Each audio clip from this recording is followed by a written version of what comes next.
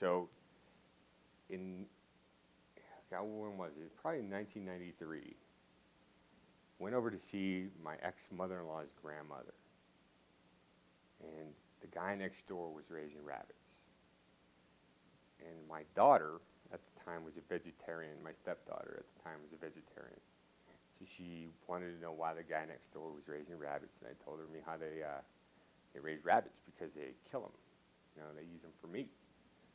She got very upset and tried to go over there and break into the guy's house and free all the rabbits. Of course, we didn't let her. So one day when we're back over at the grandmother's house, one of the rabbits had gotten loose and got stuck behind the shed. So she grabbed the rabbit, decided she needed to take that rabbit home. To which I had to fight. I didn't want a rabbit. We live in a small house, small yard. Don't have a yard for a rabbit. Don't have a place for a rabbit coop. Of course, I lost the fight. So we bring this goddamn rabbit home, make a cage for it. It lives right outside the sliding glass door where you can smell everything that the rabbit does. Our dog hates the fucking rabbit. It's just a nightmare because, of course, she doesn't take care of the rabbit.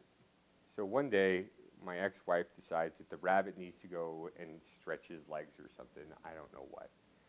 So we let the rabbit out, and it goes prancing around our yard, and our dog gets loose. Well, my mother-in-law were there, and Alex, my dog, got out in the middle of this little rabbit foray.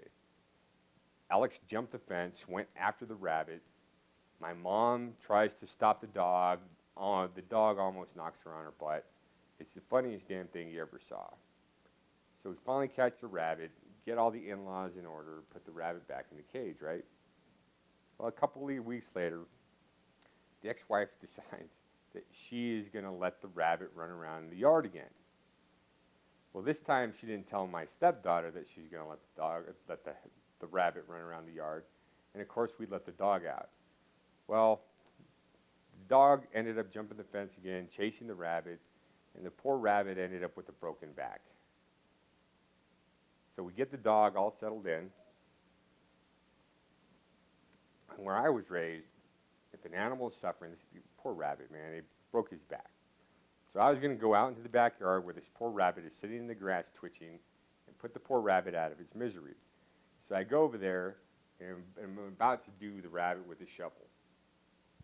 I know it sounds brutal, but whatever. I was going to put the rabbit out of its misery. All the kids in the whole family come running out of the house and decide that I need to take the rabbit to the vet. Where I was raised, we didn't take rabbits or rats or frogs or birds or anything to the vet. If they died, they died. You buried them and got the kids a new one.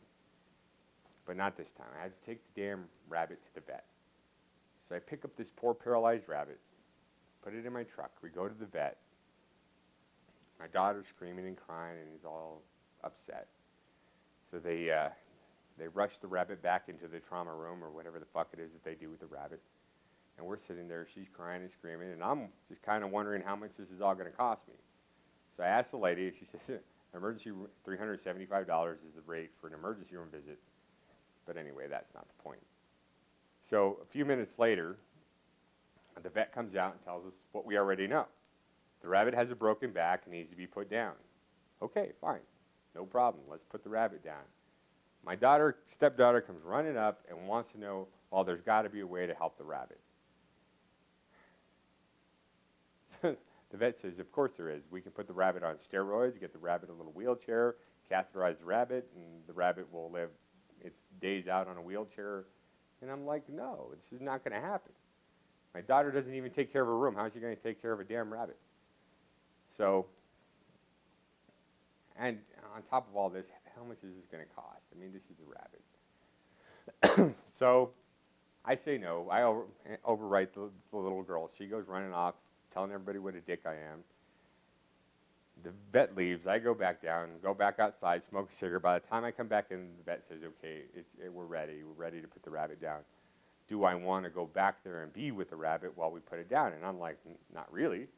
And, of course, my daughter says, no, I want to be with the rabbit when she dies. So we go back, and they give the little rabbit its blue shot. This whole fucking ordeal is finally over, right? No, of course it's not over.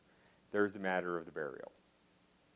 So I say, what do you mean the burial or the disposal of the remains? Well, the vet offers us a private cremation for another $600, and we can get a pretty urn with the rabbit's ashes, or a communal burial for like 35 bucks, and the rabbit goes with all the rest of the dead animals at the vet's office.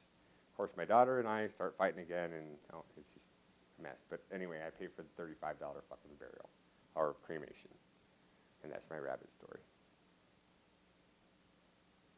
Is it funny?